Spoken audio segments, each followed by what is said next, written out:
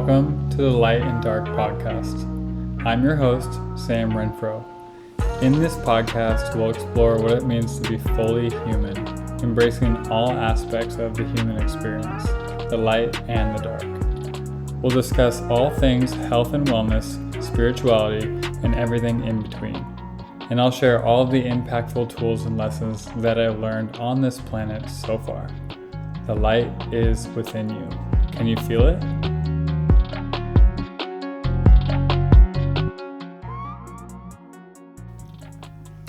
All right, welcome back, everybody. Welcome back to the Light and Dark podcast. My name is Sam, and we are here for another exciting episode to talk about fascia.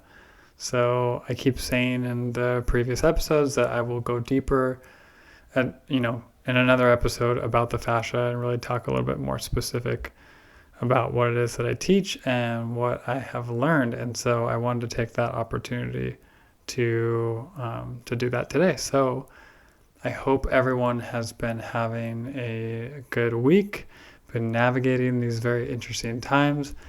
I know for myself it's been very interesting, and that's why I skipped last week, is because I've just been processing a lot within my own body. So coming back to the body, I want to go further into what we've built upon, acknowledging all the signals that the body is sending us instead of constantly trying to look outside of ourselves for the answers. Sometimes what we need to do, and I should say most of the time, is to look within. And for me, most specifically, and for a lot of people, I think this really resonates because it's time to look within a little bit deeper within the body. And, a lot of times that when people say look within, you just think, okay, I need to go meditate for 5 hours or go out into the middle of nowhere and distance myself and just force myself to do whatever that might be considered. You know what I mean? It's it becomes this overarching, difficult concept on how to become a meditator. I will say I have a good amount of experience within meditation, and I've tried many different forms, and I ebb and flow with it. And these days I come back to just the simplest practices, and I do practice a little bit of Kundalini and a little bit of other styles of more active meditation, which is great to kind of move some energy, and it's great to be able to acknowledge what it is that we are resisting. But for me, it's sometimes all I can do is just stop and take a breath and put my hands on my heart or on my belly and just take some deep breaths and really acknowledge, okay, what's happening here. So going back to the fascia, I think it's a beautiful way to tune in and to let whatever needs to come up and out. And we do that specifically, at least within what I teach in the fascial maneuvers. We do that through the breath, and we use our hands. We don't use any props. We don't, there isn't anything crazy. Everything is very simple, and it's guided in these, very unique postures or positions and different patterns of the breath to be able to really release what is there. So if you are what even is fascia? What are we even talking about? What are we working with? Fascia is this interconnected web of tissue that runs all throughout the body. So traditionally it's thought of as this kind of sheath, this coating around the muscles and the bones. And, to a certain extent, yes, that is correct. But I believe it goes so much further, so much deeper into all the layers within every single cell, within the organs, within all of the systems, moving all the fluids of the body. And so it's this support structure. And I would even go as far to say is that it is our structure. It weaves in between all of the bones and the ligaments, and it allows for us to take our emotions, our emotion, energy and motion, and put that into use. And so when my teacher explained this to me, in simple terms, it's like we can break it down to two significant forces in our life. One is desire and the other one is fear. So when you have desire, everything in your fascia, your muscles, essentially drives you forward. And you can see you're like in this forward position, ready to go after it. You're ready to take action. And, it's like, I don't know, it's very clear when you want something, right? Your body has this instant, like, cool, let's do it, let's go for it. And then on the opposite end, you have fear. And fear is what pulls you back. And you kind of compress into this little ball, whereas you have desire, you're open, your chest is open, and you're like, you literally feel the energy pulling you forward. With fear, it's like something is contracting you and it's pulling you back because you're like, okay, cool, I do not want that, I'm scared of that, I resist that. And so if we can use that mentality or that understanding of fear and desire in every single aspect of our life, including our body, then we can start to, again, get really clear on some of the signals that the body is telling us when we might be a little bit unclear.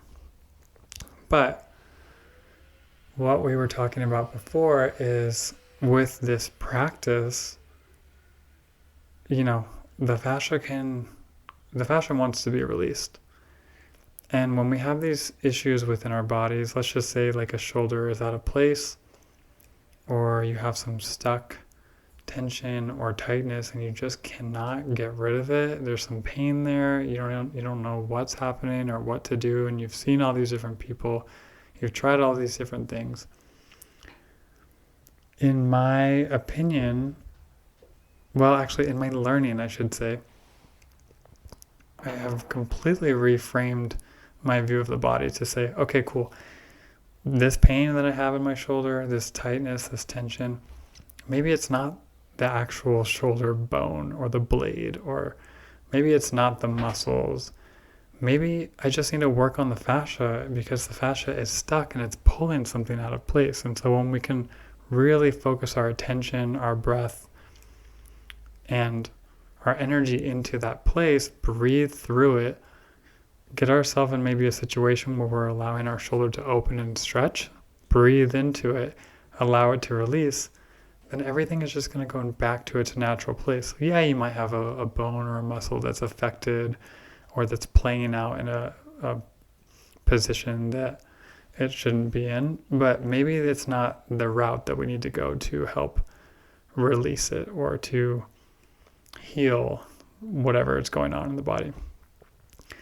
And then the other side of that is the emotion, the energetic, emotional component of like, why did that even happen in the first place?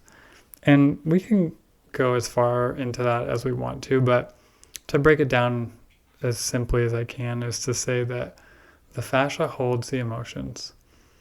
We don't know why or when or how this issue, let's keep going with the shoulder analogy of why that has manifested. But I really truly believe that it always comes down to something that we haven't processed yet.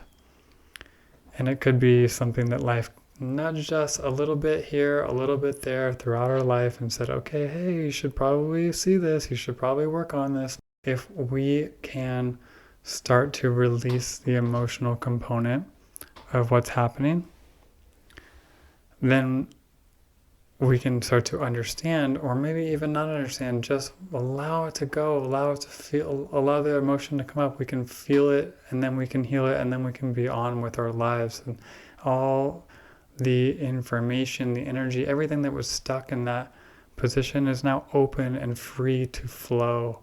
And then the body starts coming back into harmony.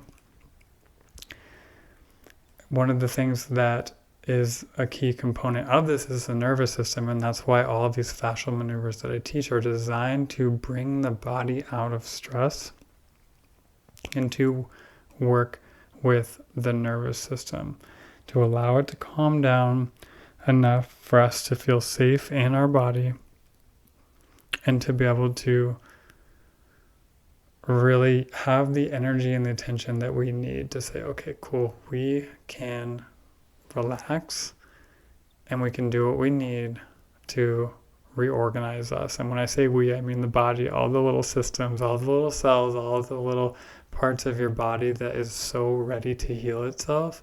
It can then do what it needs to do if we can free the free that stuck energy, free the obstructions. One reason that, or maybe a few reasons that the fascia is stuck in the way that it is because the body is dehydrated. And I don't want to go too far into this, but I do want to make it clear and make you aware that the fascia and hydration go completely hand in hand. And so one of the things that I've really been working with deeply is remineralizing my body and drinking good, solid, clean, structured water.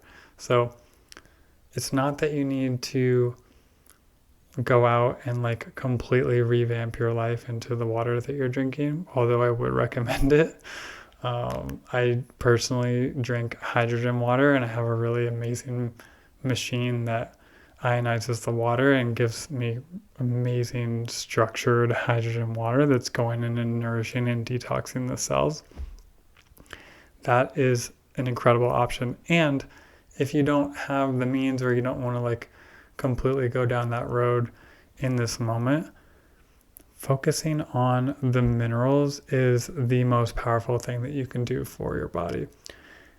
A lot of times we think, okay, we need magnesium because I need magnesium because I can't sleep, or I need more calcium in my life or potassium because I keep cramping, or whatever the symptom that has played out, or whatever you've learned to be like the fix might not exactly be what is being asked for.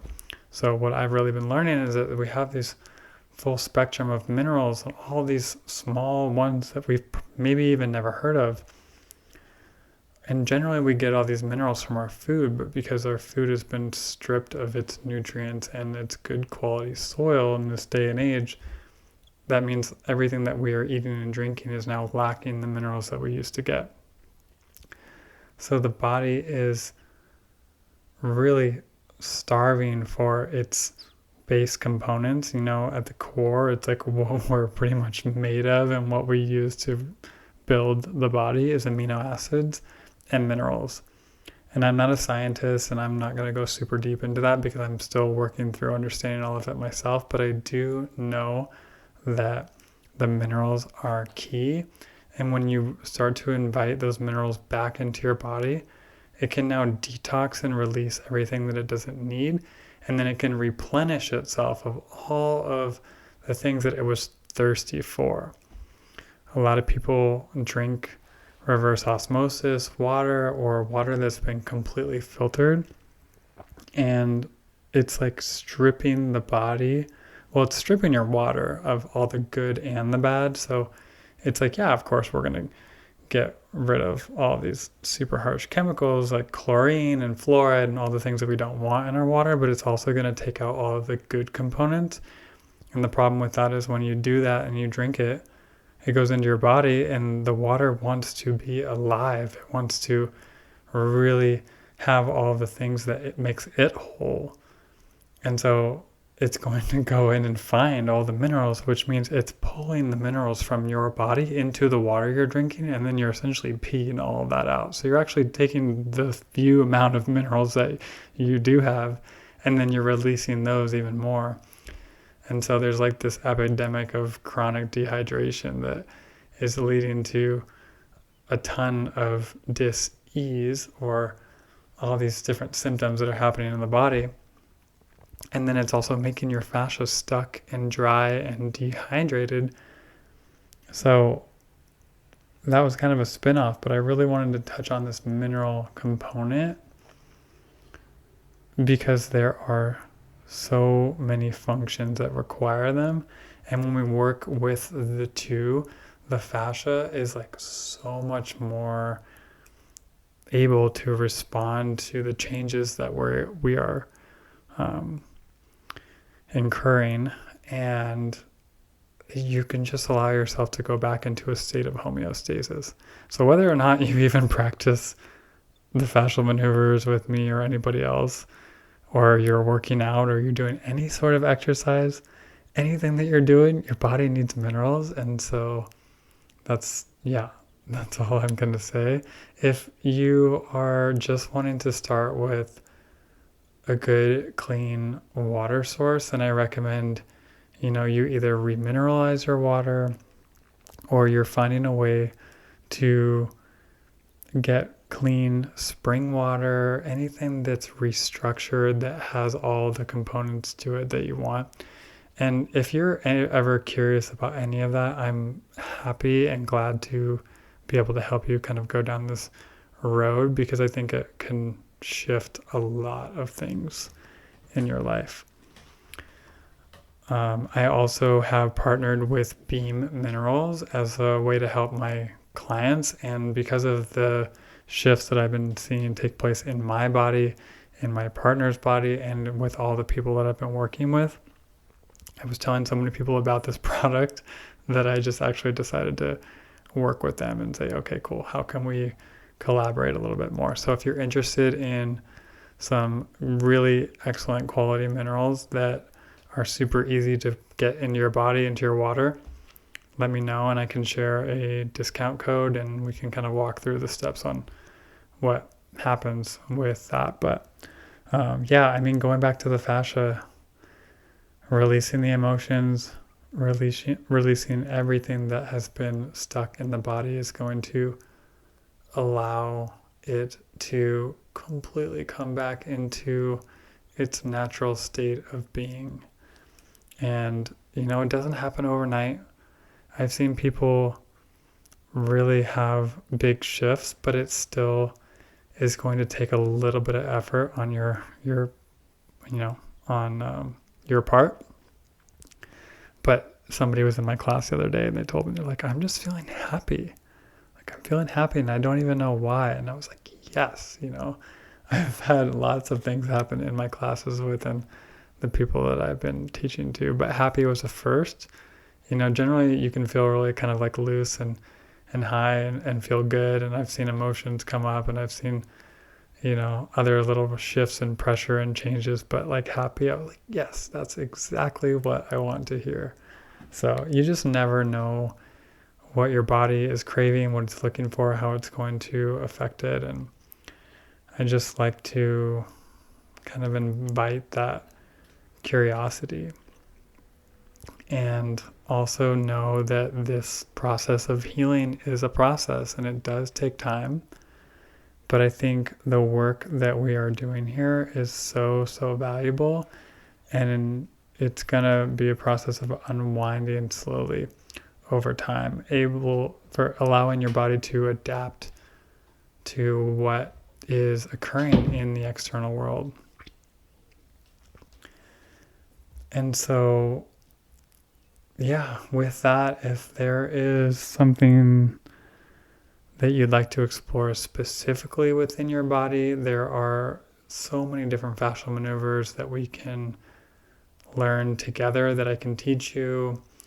There are also, like the stress reset that we have, the 15-minute stress reset really allows the body to come out of stress. And when you do that, everything else starts to soften. Sometimes the body screams at us and it's like tugging at us to pay attention.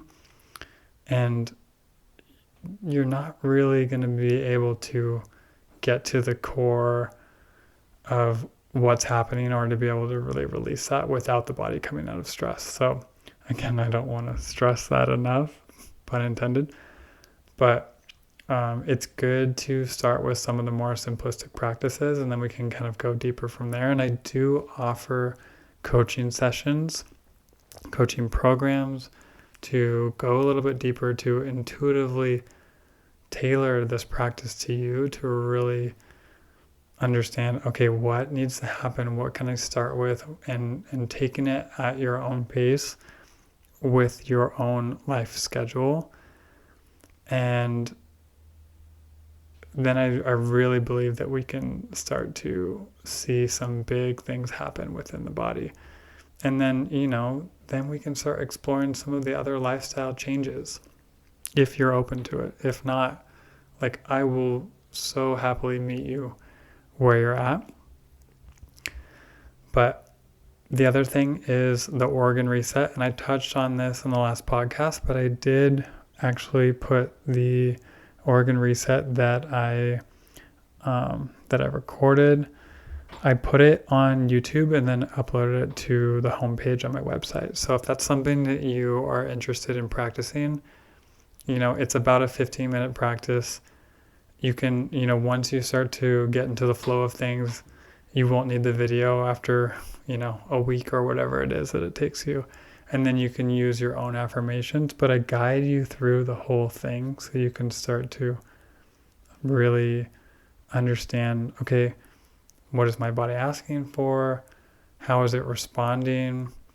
And have be able to give yourself a solid routine.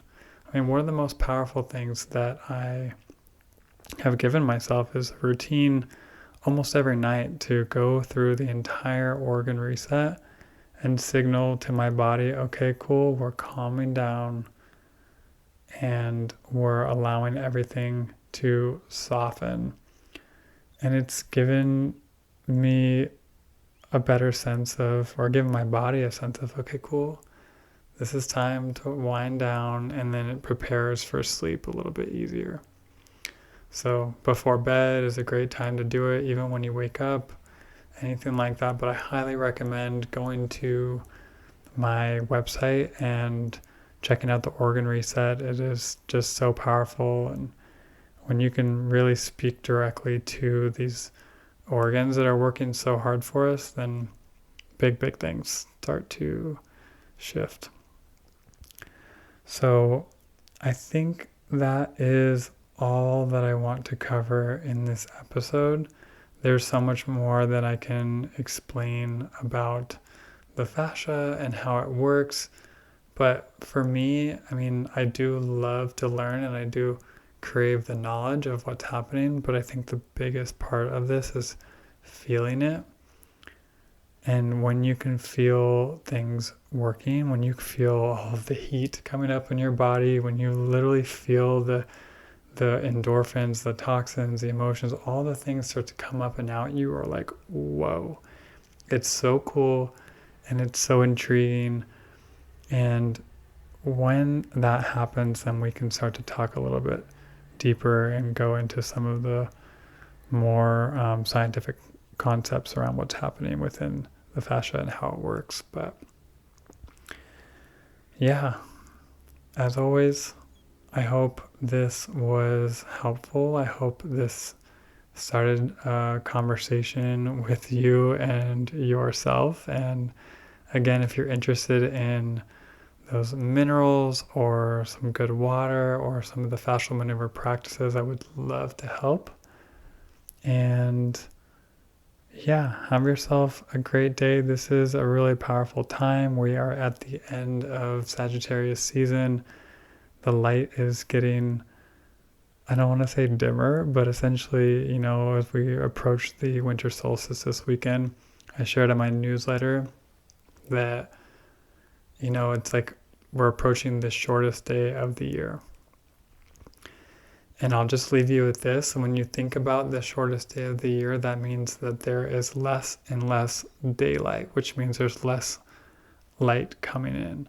And I don't mean spiritual light, because that's not what's happening. I think we actually have access to more spiritual light, but it's through the darkness. So if you can kind of start to play around with these concepts, both, materially and spiritually, I think what I have started to understand is we have less time throughout the day and we have less energy. And at the same time, Sagittarius is like this kind of like fire, right? And it can be very fun and communicative and a little bit all over the place. So I think it's really important to clear out what is not serving us right now, and to be able to hone in, okay, with the energy that I have, where do I want to place it? and really get quiet and get clear and say, okay, this is a time to release what I don't need and gather everything that I have and put it towards something that is going to drive me forward into my life. And whether or not that is some belief systems or through the body, maybe some emotions that you don't need anymore. Maybe it's you reacting, and I'm speaking to myself when I say this, like constantly seeking things on the phone or in the external world of like, what's going to help me in the next level? Like really allowing yourself to notice those patterns and do something different. Whether you need to just pause, take a breath, or if you need to say, oh, actually, I've been doing that thing every day for 5 years and I don't want to do that thing anymore. Amazing. But allowing yourself to have some awareness around where your energy is being placed and then reeling it back. And with that awareness, then we'll move into the next phase of life, the next year, the next zodiac, if you want to continue with the astrology of Capricorn, that is coming soon. But I think things are shifting very, very quickly, and if we can just start to tune into the energy of what is currently happening within our own lives, and it's really powerful to do that. So one more tangent, but I think it's valuable to share. Much love, everybody. Have a beautiful day. Have a beautiful week. Have a good solstice this weekend. Light some candles. Do what you need to do. Say a prayer. I've been really working with prayer lately, and it is so powerful. So take some self-care, and I will see you or talk to you in the next episode. Thank you for being here.